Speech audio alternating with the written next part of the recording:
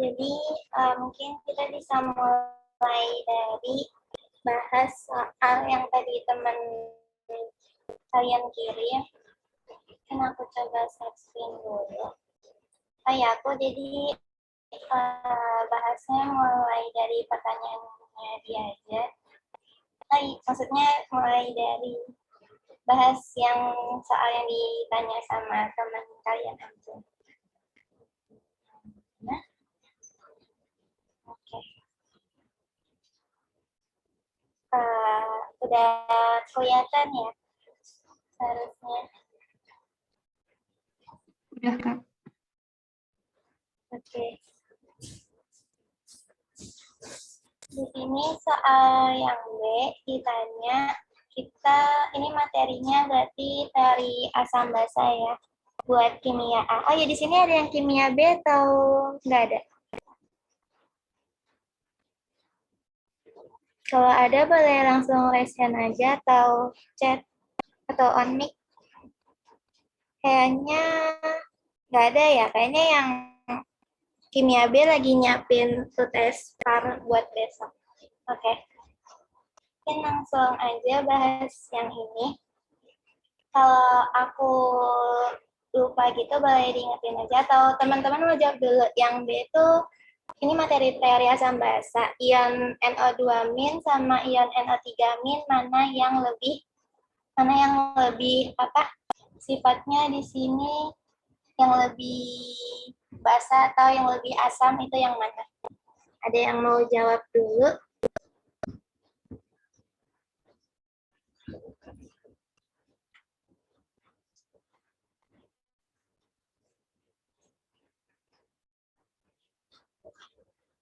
Ada? Mungkin kalau teman-teman tahu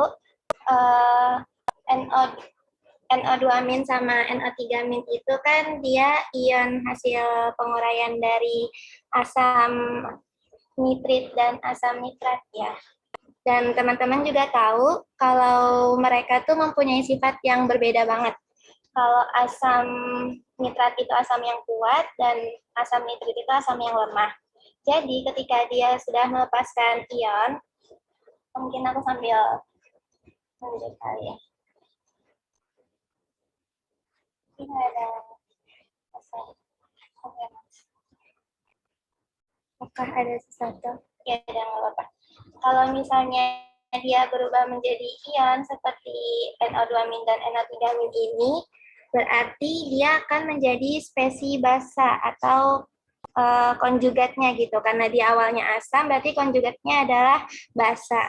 Nah, ketika suatu asam kuat, dia melepaskan H+, maka dia akan menjadi basa atau konjugatnya itu akan menjadi basa yang sangat-sangat lemah. Nah, sedangkan asam lemah ketika dia melepaskan H+, dia akan menjadi basa. Tergantung teman bereaksinya. Kalau misalnya dia bereaksi dengan air, berarti dia akan menjadi basa yang jauh lebih kuat. Kalau dia bereaksi dengan asam, misalnya dia bereaksi dengan basa yang lain, berarti dia akan menjadi basa yang biasa aja gitu, bisa dibilang. Maksudnya nggak basa kuat juga gitu. Nah, jadi di sini bisa diketahui NO2- sama NO3- itu bersifat basa, tapi yang lebih basa itu adalah yang NO2-. Karena kalau NO3- itu basanya sangat lemah. Maksudnya ion NO2- itu sifat basanya lebih kuat daripada ion NO3-. Terus untuk sifat SE- atau S- itu mana yang bersifat lebih asam? Mungkin aku mau coba share screen dulu. Oh, aku share screen materinya. Kalau misalnya ada soal yang kayak gini, berarti kita lihat dari si unsur penyusunnya, yaitu si S dan si SE ya.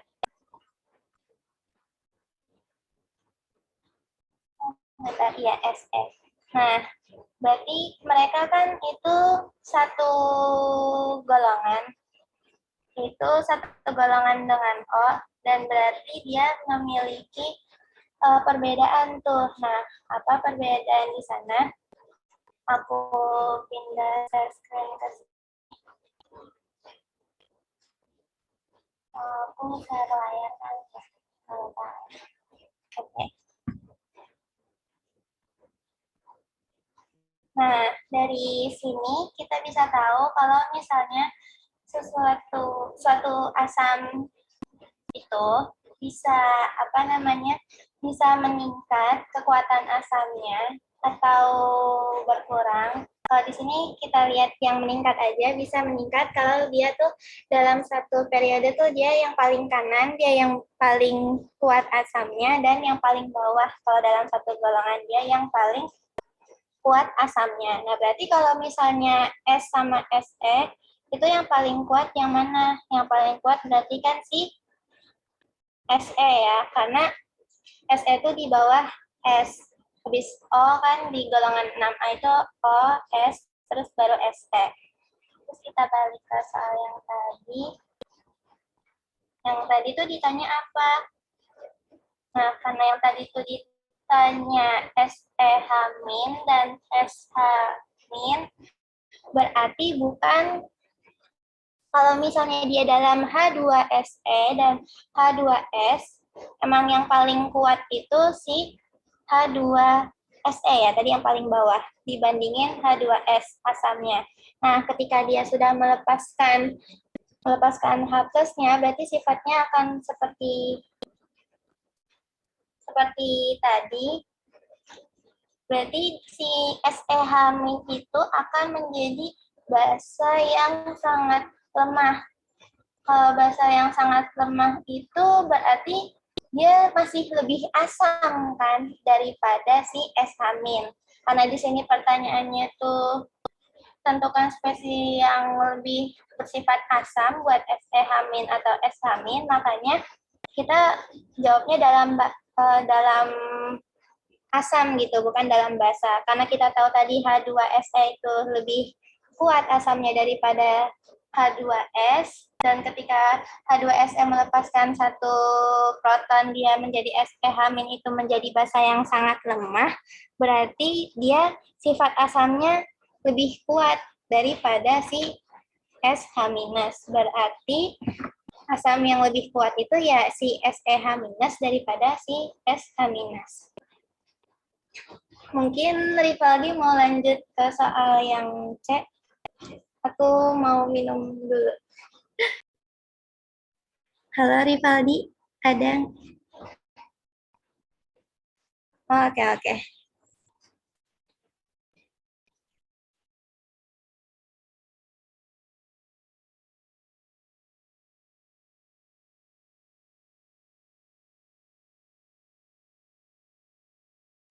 Oke, karena Rivaldinya belum ada, aku lanjutin aja. Untuk yang C itu ditanya berdasarkan kekuatan asam dan basanya, tentukan arah kesetimbangan. Kita tahu CH2FCOOH itu asam lemah karena dia bukan deretan dari asam kuat yang tentunya teman-teman udah pada hafal ya. Oh, sorry ada yang angkat tangan. Boleh. Ini yang angkat tangan itu, iya, putus-putus kah? Putus-putus ya? Oh, enggak, aku nanya. Sorry tadi kamu bilang di chat, aku putus-putus. Terus masih putus-putus kah? Udah enggak sekarang, Kak. Kak izin bertanya. Ya. Itu kan tadi kalau lebih ke kanan sama lebih ke bawah ya, lebih besar. Nah, ini merhatiinnya lebih diutamain yang ke kanan dulu atau yang ke bawah dulu? Kayak misalnya eh, oksigen sama fosfor gitu, Kak. Kan oksigen lebih ke kanan, tapi fosfornya lebih di bawah, cuman dia lebih ke kiri gitu. Nah, ini utamainnya ke apa ke samping samping dulu atau yang ke atas bawah? Ini kena, sorry banget, sebentar.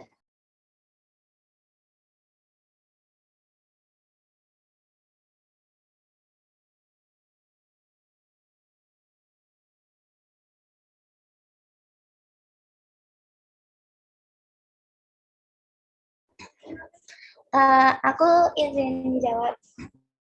Sorry banget dari tadi. Oke.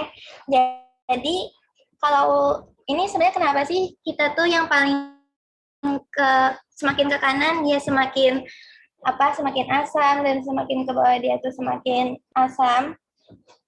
Kenapa dia bisa dikatakan asam? Kalau dari teori yang paling awal itu Arrhenius ya.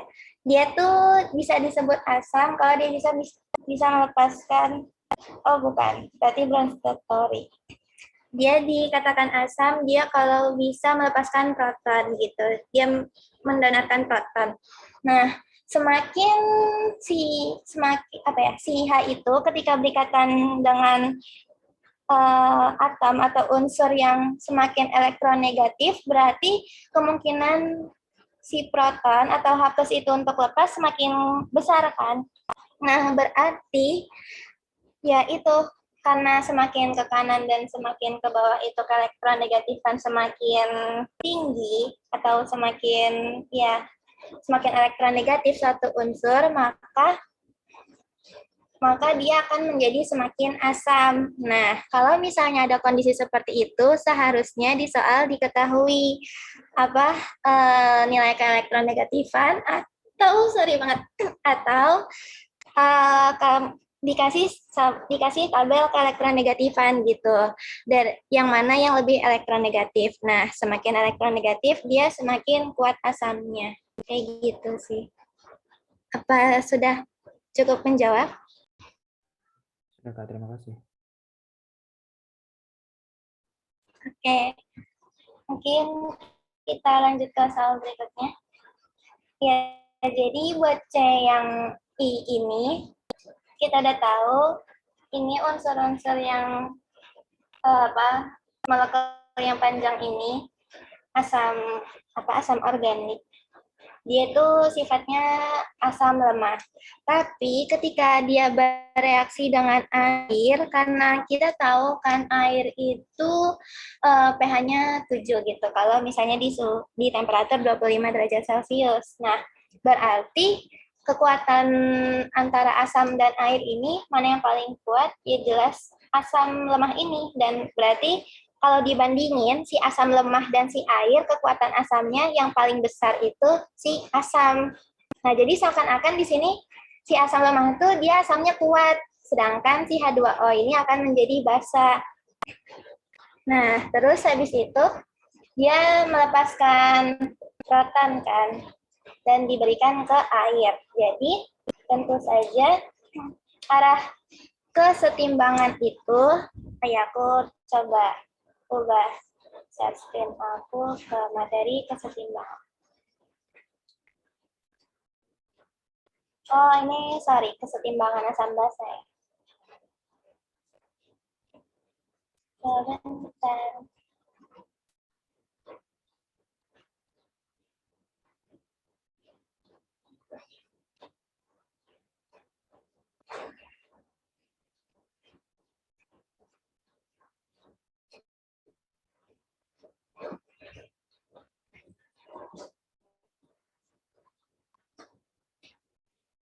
Aku lewat.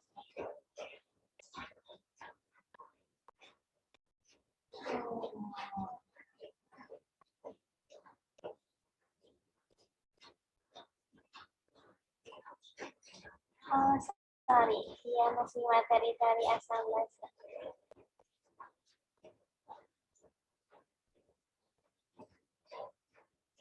Iya.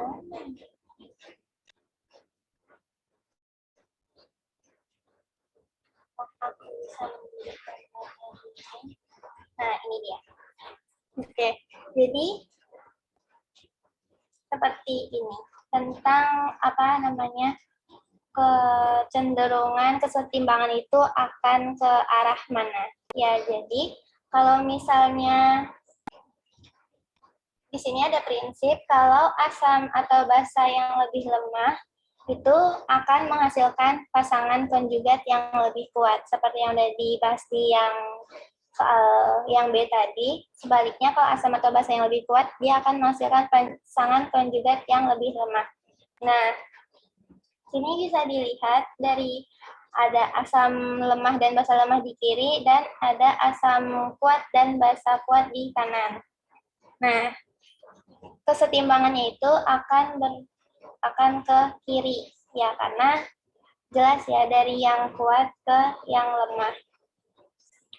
Mungkin teorinya aku agak lupa, tapi mungkin bisa diterima dulu. Nanti kalau ada yang ingat boleh dikasih tahu aja, boleh tambahin. Nah, jadi berarti karena kita tahu dia ini asam lemah dan air itu juga menjadi pasangannya, dia itu di sini posisinya sebagai basa lemah, dan asam lemah itu dia akan pasangan konjugatnya akan menjadi basa yang kuat. Nah, itu yang menjadi patokan kita, karena kita tahu dia ini asam lemah dan ini akan menjadi basa kuat, maka pasangan si basa kuat di sini pun juga asam kuat. Jadi H3O+ di sini akan menjadi asam kuat. Nah, berarti arah kesetimbangan itu kan dari yang kuat ke yang lemah. Berarti arah kesetimbangannya ke kiri atau ke reaktan. Buat soal yang ini, C2H3O2- itu kan ion dari penguraian HC2H3O2. Ini asam lemah kan. Nah, asam lemah itu pasangan konjugatnya itu basa yang kuat. Berarti di sini kita tahu ini basa kuat, dan kita juga tahu di sini HCl itu asam kuat. Berarti sesuai kan, dia ini basa kuat, asam kuat, maka dia akan bergerak ke kanan kesetimbangannya. Menjadi menghasilkan yang lemah di sini ada asam lemah dan basa lemah Cl-. Selanjutnya H2CO3. H2CO3 itu seharusnya asam kuat, benar atau enggak? Ada yang boleh menambahkan? Aku Kak, sudah. maaf, ini Ya. presentasinya masih yang di cara kerja larutan penyangga. Astagfirullah. Aku lupa ubah share screen-nya. Aku share screen. Oh iya, belum screen. Oke, aku balik lagi. Makasih udah ngingetin. Ya, jadi di sini yang asam lemah dan ini H2O menjadi basa lemah, berarti pasangan konjugat dari asam lemah tadi itu basa yang kuat, dan berarti H3O+ di sini itu dia menjadi asam yang kuat, berarti kesetimbangan itu ke arah kiri. Lalu yang buat yang dua, di sini kita tahu ini pasangan konjugat dari asam yang lemah, berarti dia itu basa yang kuat. Kita juga tahu hasil itu asam yang kuat, maka kesetimbangan akan bergerak ke arah kanan. Kemudian untuk yang ini, H2CO3 itu, aku mau mastiin apakah itu asam kuat. Oke, seharusnya kalau HNO3 kan dia asam kuat. Berarti dia pasangan konjugatnya itu basa yang lemah. Berarti H2CO3 itu juga asam yang lemah. Nah, berarti HCO3- itu akan menjadi basa yang kuat. Berarti dia ke arah kesetimbangannya itu akan ke kiri atau ke reaktan. Dari B dan C ada yang mau ditanyain? Jadi Kak, kalau misalnya di reaktan itu udah satu yang kuat, berarti satunya lagi kuat juga gitu Kak. Nggak bisa Iya. jadi kuat plus lemah. Kalau untuk suatu kesetimbangan, selama ini kondisinya kayak gini. Aku kurang bisa ngejelasin dalam hal kimianya itu kenapa bisa kayak begitu. Kalau misalnya dia terjadi kesetimbangan, selama ini kayak begitu sistemnya. Baik Kak. Oke. Kak, Iya. bisa tolong jelasin yang bagian 2C nggak Kak? Tadi ke skip. C. Oh, C yang oke. Yang dua itu tadi karena kita tahu HCl itu dia kuat, berarti asam kuat, berarti Cl- itu basa yang sangat lemah kan, dan kita tahu H2H3O2 itu juga basa yang lemah. Nah, berarti itu basa yang lemah, asam yang lemah. Nah, berarti kita tahu dong pasangan konjugat dari dirinya itu si C2H3O2- itu basa yang sangat lemah. Basa yang sangat kuat. Aduh, maaf banget kebalik-balik. Ya, karena dia itu asam lemah, berarti pasangan konjugat itu basa yang kuat. Nah, berarti arah kesetimbangannya itu ke arah kanan. Kayak gitu, Ogi. Udah jelas? Baik, Kak. Terima kasih banyak, Kak. Terima kasih kembali. Ada yang mau ditanyain lagi? Kalau untuk yang duluan, Oke. duluan. Ya udah gitu lah. Kalau yang ini, Kak, cara menentukan Hah? dari reaksinya gimana ya, Kak? Kan ada tuh kan kayak reaksi cepat, reaksi lambat itu, Kak. Waktu di KBS kemarin. Ini bukan soalnya. Ini materi kesetimbangan. Kalau itu materi kinetika kan. Seharusnya kalau di Oh iya. materi kesetimbangan itu ya mungkin ada yang tandanya mirip gitu ya. Kalau nentuin reaksi cepat atau reaksi lambat itu kalau nggak dikasih tahu sebenarnya itu apa ya? Itu benar-benar kayak cuma kayak gini nggak ya? Coba aku share screen. Mana ya?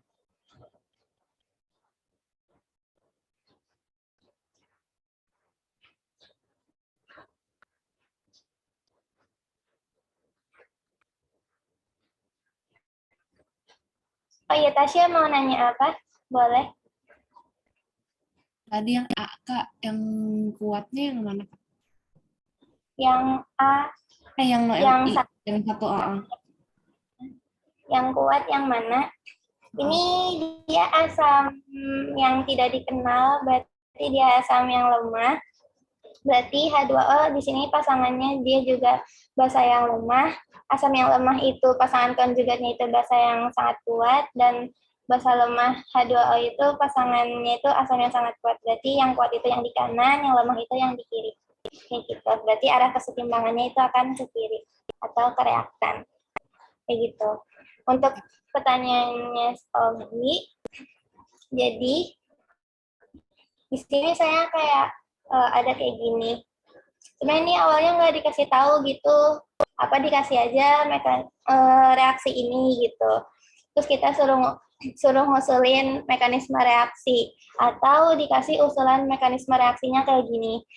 Terus kita diminta suruh nentuin apa persamaan laju dari, tentunya persamaan laju tuh akan ditentukan dari reaksi yang paling lambat, karena dia yang paling menentukan kan laju reaksi dari reaksi ini tuh yang mana.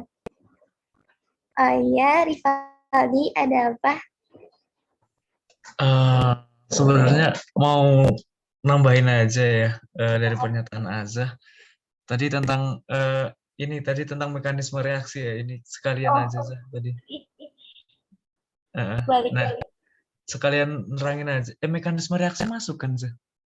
Masuk. Masuk kan ya, oke. Nah, jadi kenapa kok yang dipilih paling lambat?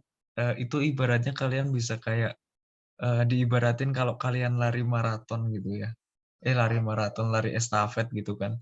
Nah, orang yang paling menentukan waktu kalian lari otomatis orang yang paling lambat di antara kalian gitu. Makanya makin lama dia lari, makin lama juga proses reaksinya dan menentukan waktu sampai garis finishnya berapa lama. Nah, itu juga bisa dimasukin ke mekanisme laju reaksi ini. Nah, jadi kalian nggak usah khawatir nanti reaksi-reaksi yang terjadi di sini di laju reaksi ini itu udah dituliskan, karena reaksi-reaksi ini benar banget kata Azah tadi, jadi reaksi ini merupakan usulan gitu. Dan nanti diuji cobanya di lab, di laboratorium. Jadi nanti buat reaksi-reaksi ini udah diketahui kok, santai aja gitu. Oke Zah, boleh dilanjut. Iya, benar banget. Ini seharusnya apa ya? Udah diketahui gitu. Kalau misalnya belum diketahui, seharusnya nggak pantas sih buat masuk ke soal ujian kalau menurutku. Karena apa? Kita sistemnya tuh akan coba-coba. Kan di sini sebenarnya dosen aku tuh kayak milih gitu. Kenapa reaksi 2 yang ditentukan sebagai reaksi yang lambat gitu? Karena kalau misalnya kita ngitung laju reaksi bukan dari reaksi 2 yang 2 tadi, ini kan kita akan ngecek hukum laju yang reaksi 2 kan, terus kita bakal nentuin tahapan bakalan nentuin hukum laju persamaan yang tadi itu dari reaksi yang dua. Ternyata dia dapat pada akhirnya sesuai sama hukum laju eksperimen di sini. Sorry ya, agak ada typo di sini. Terus habis itu, kalau misalnya kamu nyoba cari hukum laju dari reaksi yang ketiga atau reaksi yang pertama, itu nggak akan dapat karena ya memang reaksi yang menentukan hukum laju itu reaksi yang kedua ini, bukan reaksi yang lainnya. Kayak gitu sih. Seharusnya sih udah diketahui gitu udah diketahui reaksinya itu apa dan dia tuh cepat atau lambatnya tuh seharusnya udah dikasih tahu kayak gitu. Atau emang ada soalnya gitu yang suruh nentuin dia cepat atau lambat? Kemarin di soalnya nggak dikasih tahu gitu Kak, dia lambat. Di soal apa? Iya, jadi Oh, kayak kita nentuin gitu dia Kak. Aku juga lupa Kak. Hmm, ya. aku Tapi coba. biasanya kalau reaksi kesetimbangan tuh dia cepet. Kalau reaksi kesetimbangan loh ya. Jadi di opsinya bisa dihilangin dulu ya reaksi kesetimbangannya. Reaksi kesetimbangan tuh yang tanda panahnya bolak-balik itu. Aku lupa lower hand-nya. Sorry guys. Iya Kak, Bentar. kayak yang dibilang Jija Kak. Kalau waktu di KBF itu kita nggak dikasih tahu Kak yang lambat yang mana, yang cepat yang mana. Jadi kita hanya disuruh nentuin dari reaksi itu yang mana yang nentuin laju reaksinya gitu Kak. Hmm, oke. Aku coba cek soal KBF kalian. Nah, iya benar. Dari EA yang dari diagram EA kalau ada energi aktivasi itu biasanya pakai itu. Oh iya, kan ada grafiknya. Nggak mungkin dong kayak abstrak Iya kayak benar. tadi gitu. Nggak mungkin. Ya, itu kan ada grafiknya kan. Terus habis itu, aduh, ini kenapa? Ya, aku coba share screen. Sebentar.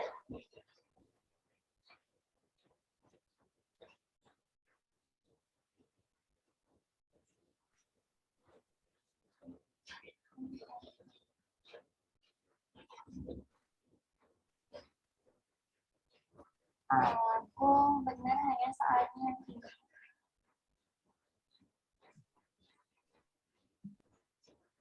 Sebentar. Ya, tapi aku agak lupa ini yang penentu laju reaksi itu yang tinggi ya kayaknya ya. Yang diagramnya tinggi bukan sih?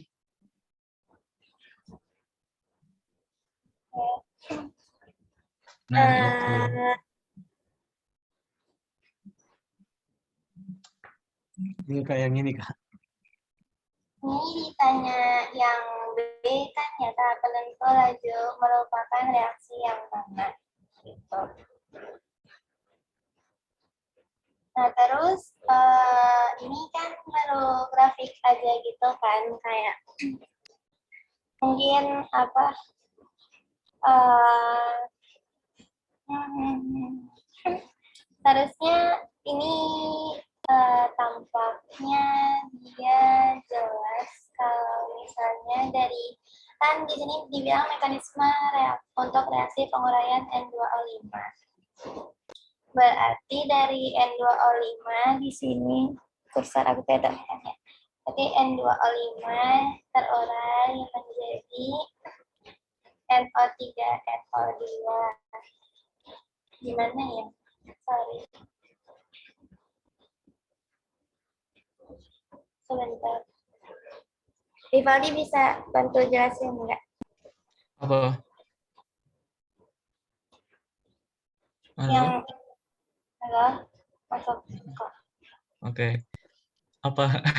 Bentar aku belum buka dokumennya lagi. Ada ya. Apa yang share screen? Oke, boleh.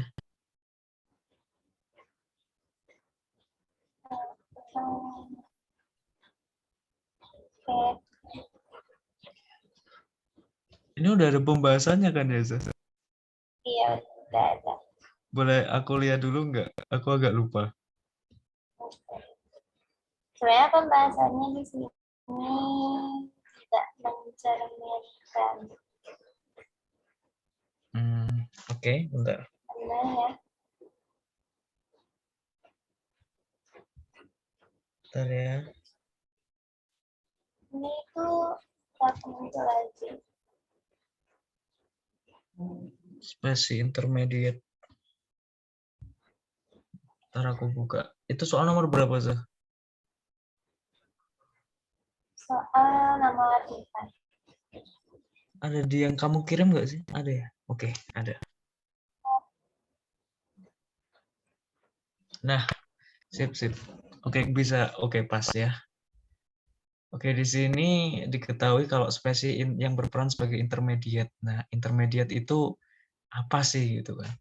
Nah, intermediate itu sebenarnya ibaratnya kayak kamu apa ya? Bentar, aku juga lupa. Kayak suatu senyawa yang jadi produk di reaksi pertama, tapi habis itu jadi reaktan di produk kedua gitu. Di reaksi kedua. Nah, kalian bisa tinjau di sini reaksi senyawa mana yang kira-kira sama antara kiri sama kanannya gitu, yang dibisain sama tanda anak panah ini gitu. Nah, di sini kan kita lihat ya senyawa intermediate-nya kan yang sama kan cuma NO3 kan. NO3, NO3. Gitu. Berarti yang jadi senyawa intermediate itu NO3-nya gitu. Jadi intinya itu senyawa kayak persamaan matematika gitu. Jadi senyawa ini tuh bisa dicoret atau bisa dihilangin. Jadi dia itu kayak senyawa antara di antara dua reaksi gitu. Nah, kenapa N2O5-nya enggak? Karena N2O5-nya ini dia nggak bisa dicoret gitu, sama-sama di reaktannya. Jadi ketika ditambahkan, dia menjadi 2 N2O5 gitu. Jadi dia nggak bisa dihilangin antara satu reaksinya dengan reaksi yang lainnya. Senyawa yang satu dengan senyawa yang lainnya. Nah, syarat mencoret senyawa ini itu yang pertama harus sama senyawanya, nggak boleh NO2 sama NO3 dicoret. Sama fasenya harus sama, fasa keduanya harus sama. Kalau liquid ya liquid semua, kalau gas gas semua. Jadi nggak boleh liquid sama gas dicoret. Gitu. Itu buat senyawa intermediate ya. Terus tahap penentu laju reaksi ya. Bentar. Aku lupa yang mana ya. Nah, tahap penentu laju reaksi itu bentar, ini yang EA1 yang mana lagi? Oh, oke. Jadi kita ambil di sini ya. Oke. Ini bentar. Bentar saya. Nah, aduh malah aku hilangin lagi. Nah, ini aku tarik garis di sini. Ini buat aduh, harusnya di tengah lagi. Bentar. Ini sebagai energi aktivasinya. Energi aktivasi pertama. Yang ini itu sebagai energi aktivasi kedua.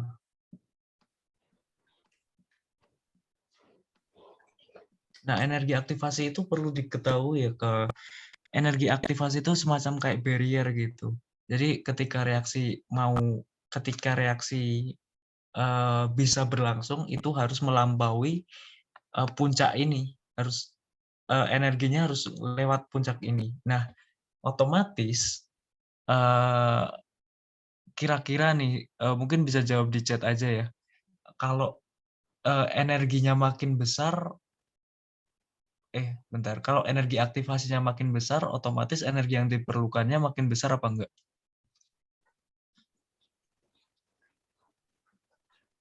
Halo, bisa jawab di chat? Oke, iya, benar. Nah, otomatis makin besar suatu energi aktivasi, maka energi yang diperlukan juga makin besar. Nah, dari situ eh, maka laju reaksinya juga kalau semisal laju reaksi kan itu berdasarkan sama konsentrasi ya. Jadi ketika energi aktivasinya makin tinggi, otomatis dia berperan sebagai ini penentu laju reaksinya. Nah, yang perlu jadi patokan ketika energi aktivasi makin tinggi, dia lajunya makin lambat. Nah, otomatis bisa ditarik kesimpulan kalau semakin tinggi laju, semakin tinggi ini grafik diagram aktivasi, otomatis laju reaksinya makin lambat dan dia berperan sebagai penentu laju reaksinya. Nah, gitu. Jadi otomatis yang penentu laju reaksinya tuh yang memiliki puncak paling tinggi. Nah, yaitu di EA1-nya gitu. Oke. Berarti ini ditulis EA1. Itu ya. Nah, dari sampai saat ini ada yang mau ditanyain nggak?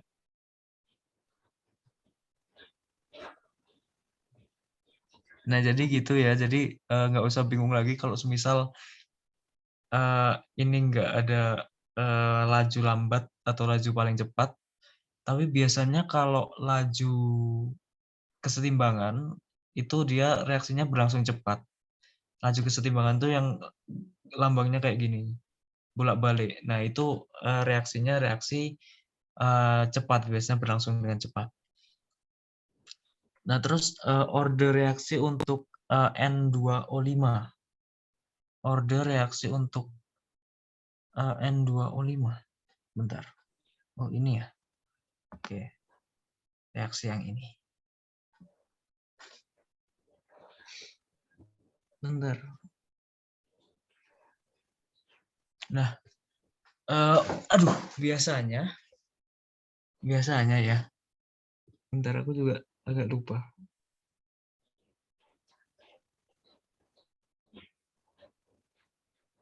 Bentar ya. Aku lihat, mau recall ini dulu.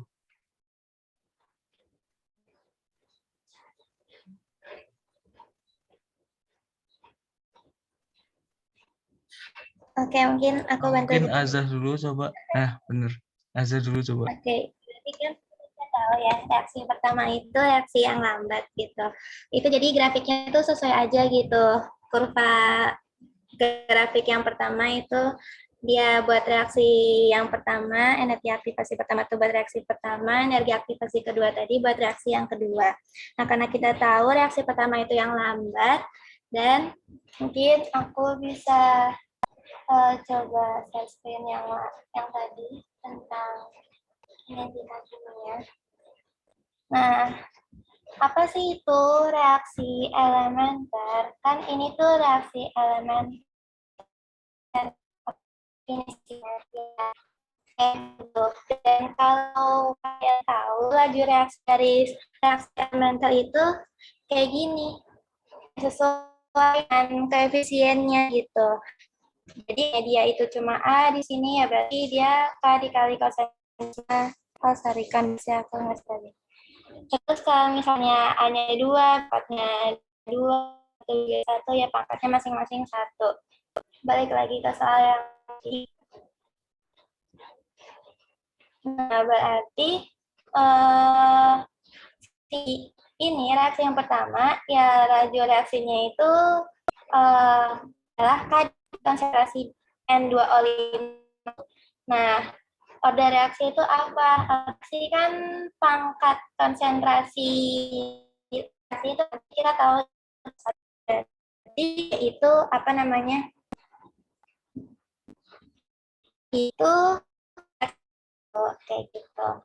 Ini mau lanjut dibahas ini atau gimana? Tadi ada beberapa yang masih request soal, lanjut ini aja. Kayaknya diselesaikan dulu aja. Nah, tadi udah tahu kan kalau laju reaksinya itu cuma ada konsentrasi N2O5. Berarti kalau ditanya order reaksi dari NO2, berarti dia kan nggak masuk ke hukum laju kan. Konsentrasi si NO2 tuh nggak mempengaruhi hukum lajunya itu. Berarti dia order reaksinya tentu saja 0, dan kalau order reaksi totalnya ya berarti 1 kan, karena cuma tadi ada si K dikali konsentrasi N2O5. Maaf banget ya, aku nggak bisa coret-coret. Nah, kayak gitu.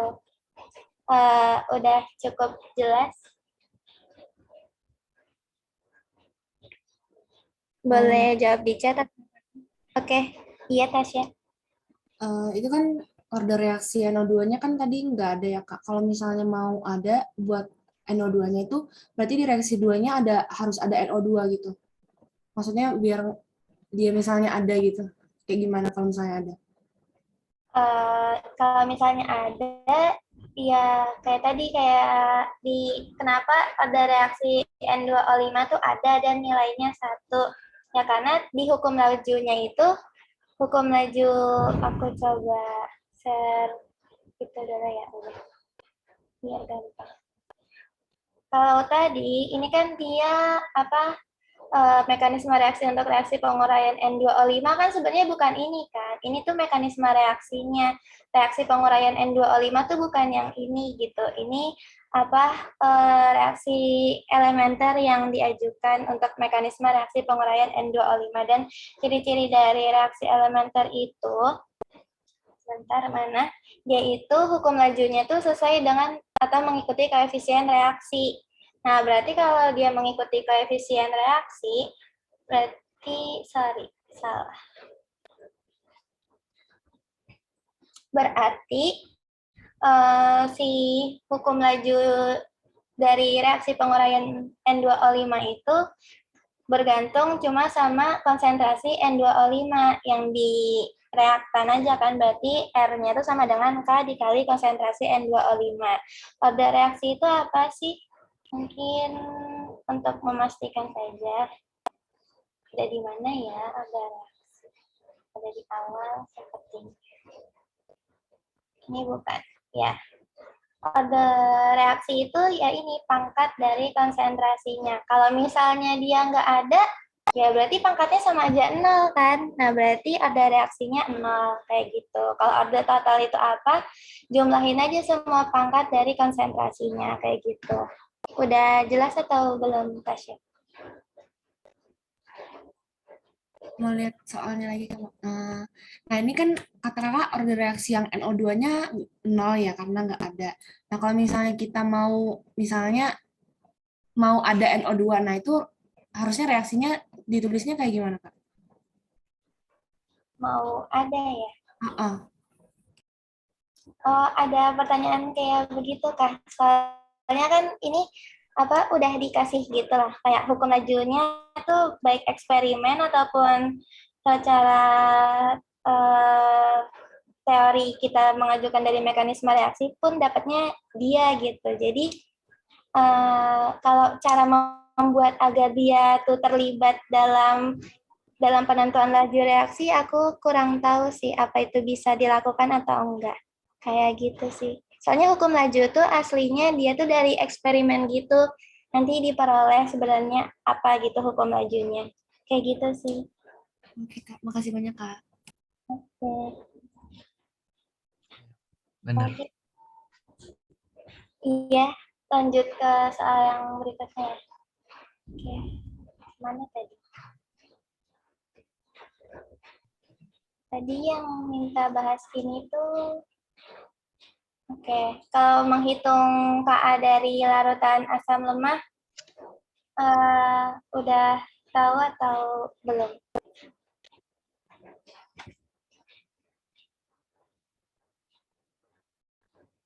Nih ada konsentrasinya, ada pH-nya, mungkin ya bisa diingat-ingat lagi aja ya. Mungkin lanjut ke yang E. Yang E itu tentukan asam yang paling lemah dan asam yang paling kuat di antara keempat asam berikut. Nah, mungkin aku coba share screen.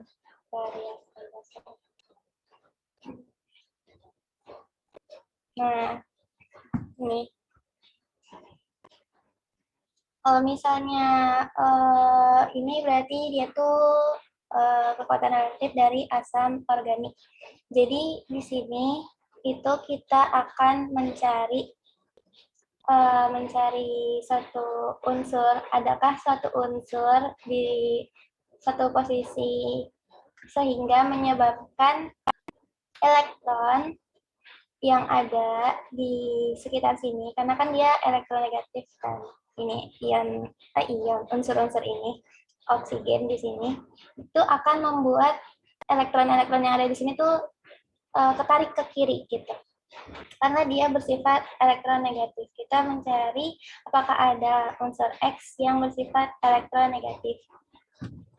Nah, berarti, kalau misalnya dia itu lebih elektronegatif, maka dia akan semakin polar gitu kan ini. Dia akan semakin polar, daerah sini itu, daerah sebelah kiri itu. Nah, berarti si H ini akan semakin mudah lepas. Kalau semakin mudah lepas, berarti dia asalnya semakin kuat. Kita balik ke soal yang tadi. Nah, berarti ini yang mana sih yang paling asam ya? Mungkin bisa jawab, ada yang bisa jawab. Ini kan hanya yang mau lepas yang di sini kan. Yang di sini, yang di sini. Ada yang mau jawab? Yang paling kuat yang mana? Berarti kita harus cari molekul atau senyawa yang ada unsur yang paling elektronegatif. Kalau di sini berarti ada H aja kan sama si Cl. Di sini ada Cl sama F. Di sini ada Cl sama Br. Di sini ada Cl sama Cl. Nah, mungkin ya udah aku langsung jawab lagi. Karena di sini sama-sama elektronegatif si Cl2 ini, dia berarti akan semakin menarik elektron kita. Nah, berarti dia akan menjadi, kalau digambar itu akan menyebabkan si proton ini akan sangat mudah lepas gitu. Nah, berarti dia yang paling asam, kemudian yang ini, kemudian kan urutannya FClBr ya, aduh kebalik. Oke, berarti Br yang paling elektronegatif. Nah, berarti dia yang paling kuat menarik elektron di sekitar sini. Berarti dia yang paling asam, kemudian baru Cl, kemudian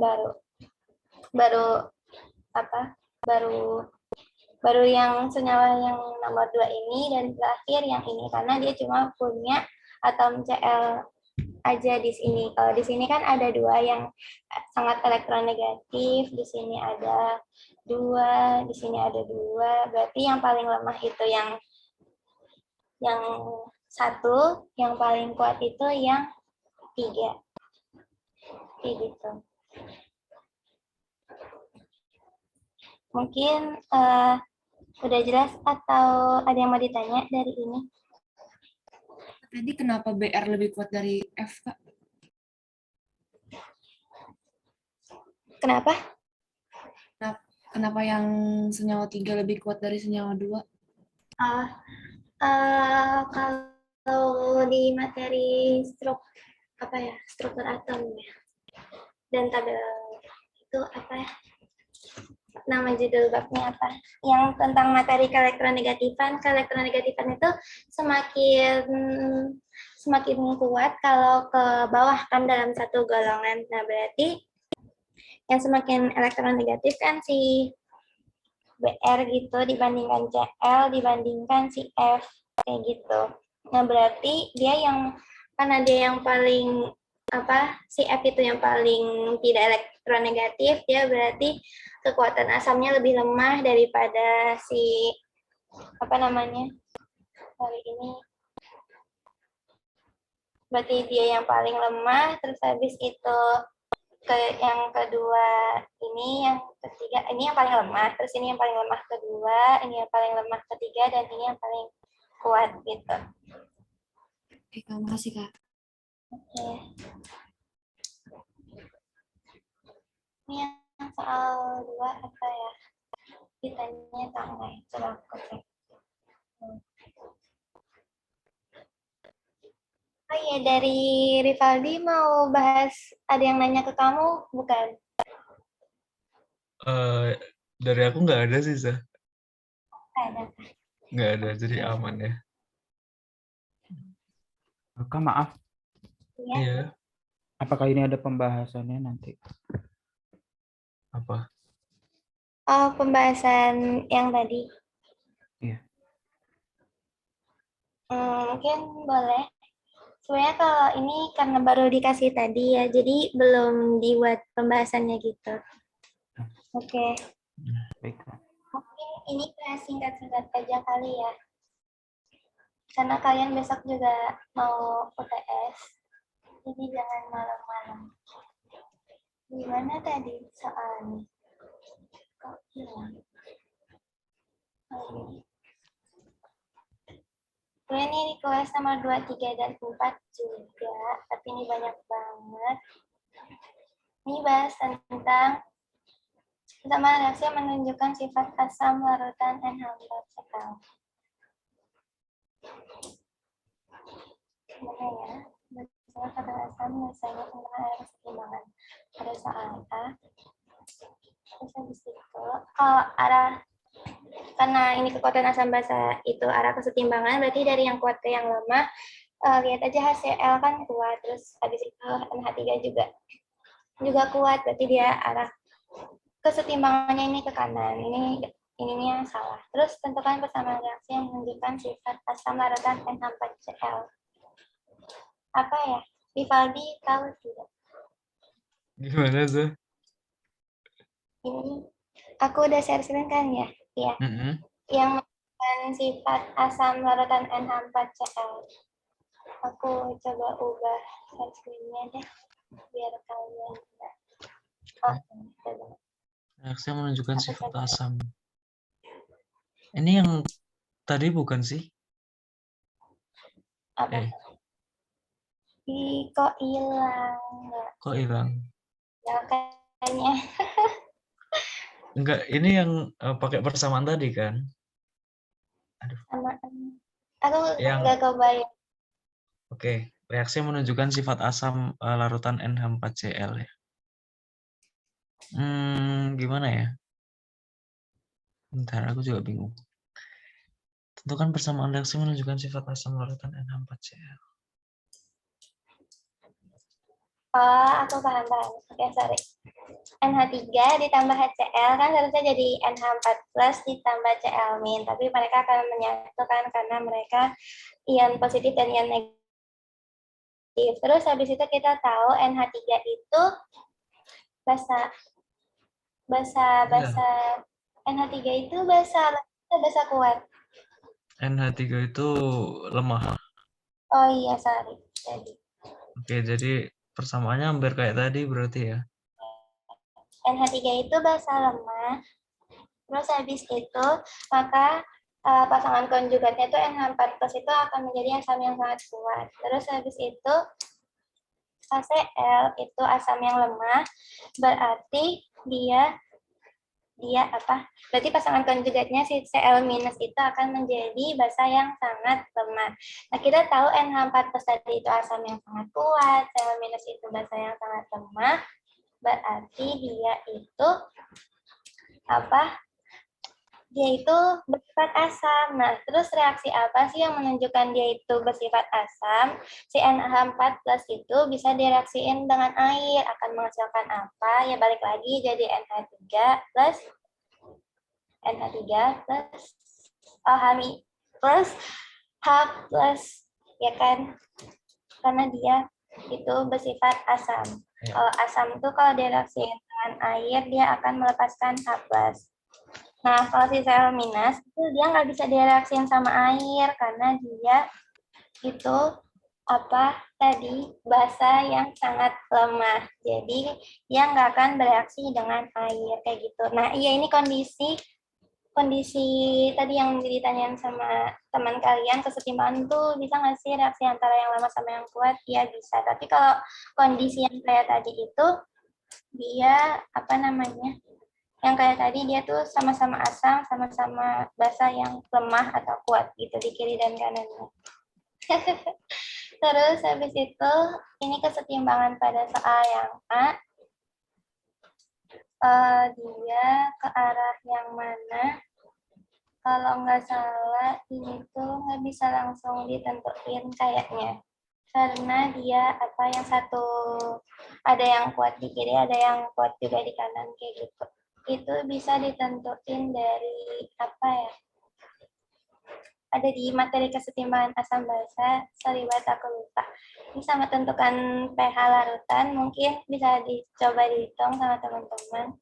Kalau sifat dari buffer, sama dia prinsipnya pakai ya kita harus bahas ke materi buffer gitu. Enggak ya. Mungkin kalau misalnya pas di SMA itu bisa sih pakai rumus yang di SMA mungkin, tapi mungkin teman-teman bisa review lagi materinya di ini aku pindah share screen aja dulu. Udah 1.30 ya.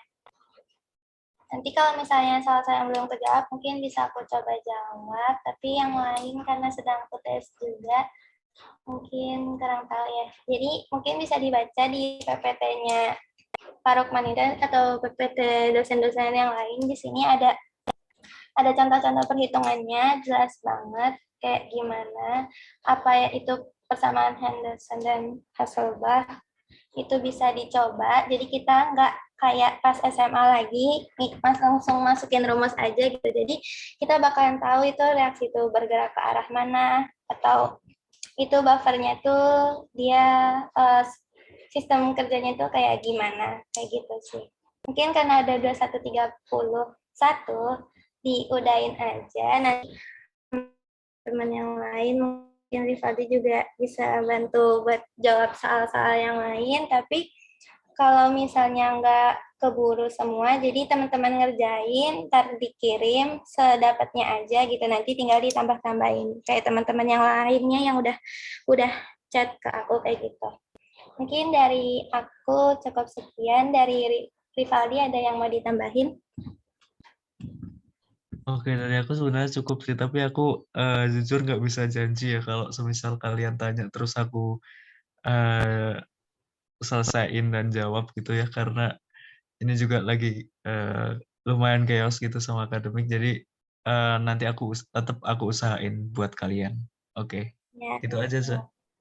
Oke. Ya, yang lagi free cuma aku doang. Jadi sebenarnya boleh banget PC aku, tapi dari sekian ratus orang, ada puluhan yang PC, aku juga nggak tahu sanggup atau enggak. Ya, tapi coba aja gitu. Semoga bisa membantu aku. Mungkin dari tutorial sinkron pada malam hari ini cukup sekian.